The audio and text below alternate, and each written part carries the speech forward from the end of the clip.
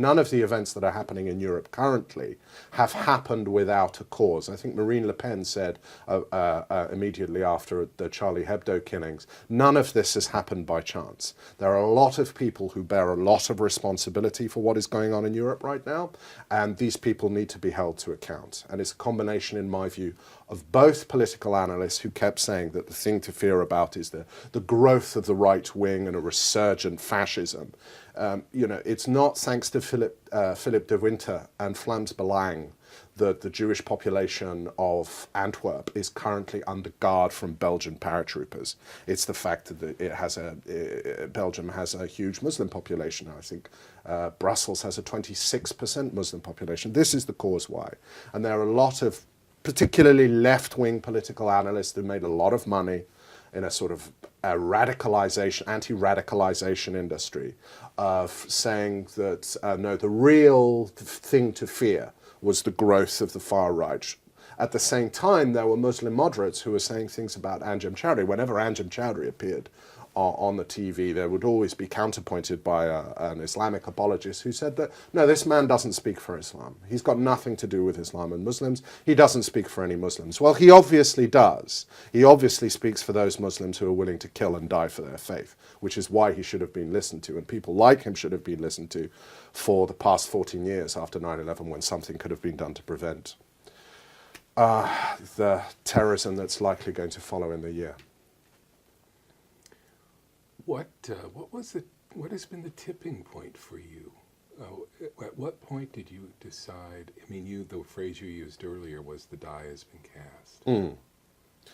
I think, well, to take a specific look at some of the measures that the government is taking currently to try and deal with this problem, and it is all very much from country to country, bolting the stable door after the horse has already left. So the government is bringing in a counter-terrorism and security bill that limits freedom of speech, that seeks to take away passports if you're just merely suspected of having some kind of association with terrorism. And this goes for foreign passport holders as well. Now, these measures, they don't take account of the fact that there is something within Islam that justifies the commission of killing for those who aren't Muslim, for those who have different beliefs.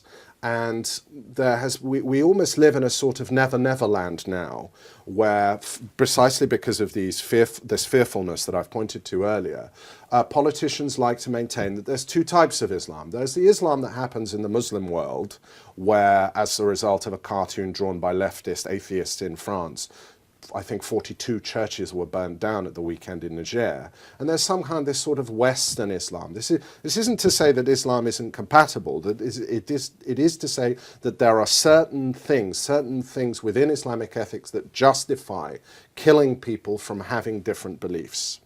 And there's been a reluctance to say that if you believe in the 5 words in chapter 2, verse 191 or 217, that say that idolatry is worse than carnage, that say that persecution by having freedom of conscience is worse than killing, then you're not an equal and relevant part of Western society. You're in fact a colonist. You're in fact someone who has exactly the same opinions and intentions towards 21st century Europe as, bluntly, Europeans had towards the Americas in the 17th and 18th century. And this is a reality that we are forced to live with. Somewhere, at some kind of decision-making process, it has been decided up on high that my continent and the rights and freedoms that uniquely evolved here over 3,000 years are somehow in the stage at which Islam should be allowed the freedom to moderate. But it's clear that there are certain theological obstacles that prevent Muslims themselves from tackling these issues.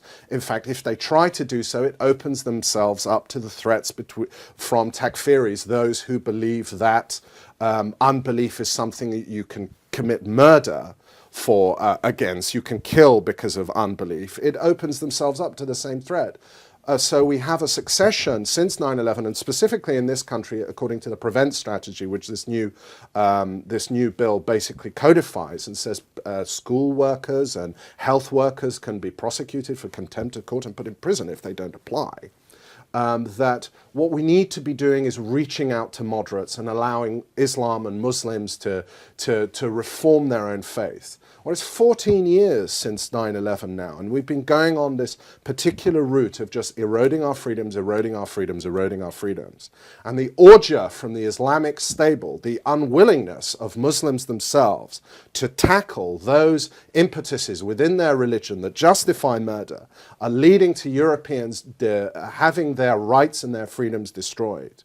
And their governments who are unwilling to take the measures that could have actually tackled this, which are border controls, and speaking frankly, because parliamentarians are the only people who actually have the freedom not to be prosecuted for what they say anymore, because of their unwillingness to do these things, all our freedoms and all our safety has been eroded. But the one thing, again, politicians and academics have refused to do is accept that this word radicalization, this word extremism, they are essentially meaningless words. They mean nothing whatsoever. All they mean is the possession of dangerous ideas. If you're not willing to say what these dangerous ideas are, then these measures can only be applied by taking everyone's rights away, regardless of what ideas they might be. And what we observe is that these measures are always used because it's just easier against people who criticize Islam rather than people who threaten death against those who criticize Islam. So to give you an example, Eric Pickles, yesterday, in response to the Charlie Hebdo massacre, wrote a letter, he's the community secretary in government, to the mosques in this country saying that, you know, maybe they should contribute more in rooting out extremism.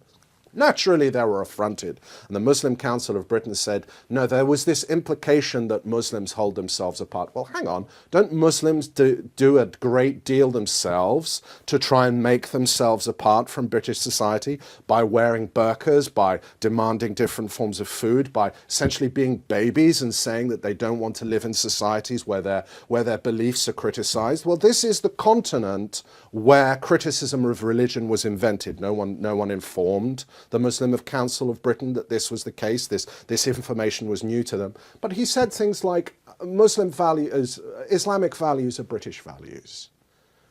What? Female genital mutilation isn't a British value. Forcing a woman to wear a shroud isn't a British value. Saying that you don't share in free speech isn't a British value. He also said things like, the vitriol espoused by the English Defence League is as much of an affront to British values as the statement of preachers of hate. So in other words, getting drunk on lager and going somewhere and engaging in a football chant that says Mohammed was a paedophile is as bad as saying that people who disagree with you can have their heads sawn off and people who write cartoons can be machine gunned in half. I mean, he was criticized for essentially making a mealy-mouthed statement. I mean, there was a time when Her Majesty's government, in relation to a crisis, could at least be expected to write a strongly worded letter.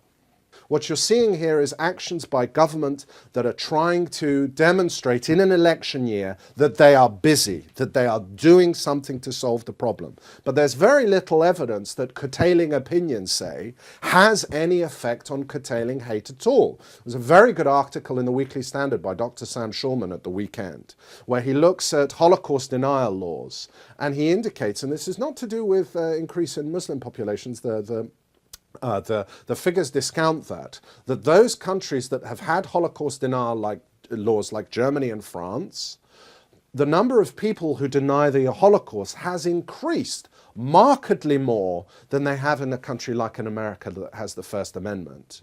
But people in government are so wedded to the idea that you can legislate the power of ideas out of existence. If you just make laws that ban opinion, that you can get rid of hate and you can get rid of the power of ideology and religious ideology to commit acts of mass murder and terrorism. And the evidence is that it does nothing of the kind.